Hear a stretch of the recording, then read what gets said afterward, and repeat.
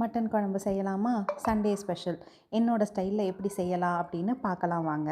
First ஒரு குக்கரில் கழுவின mutton, சின்ன வெங்காயம் தாங்க மட்டனுக்கு வந்து நல்ல டேஸ்ட்டு கொடுக்கும்.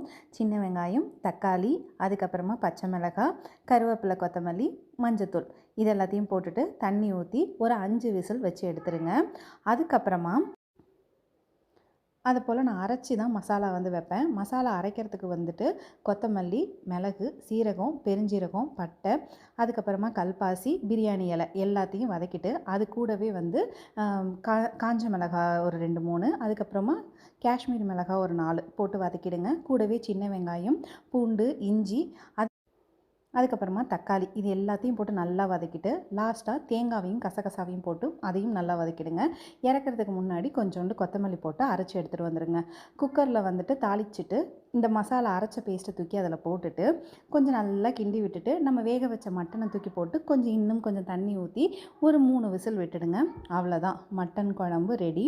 இந்த முறையில் ட்ரை பண்ணி பாருங்கள், செமையாக இருக்கும். நான் இதில் எக்ஸ்ட்ரா எந்த மசாலாவும் போடவே இல்லை. இப்படி பண்ணி பாருங்கள், சூப்பரான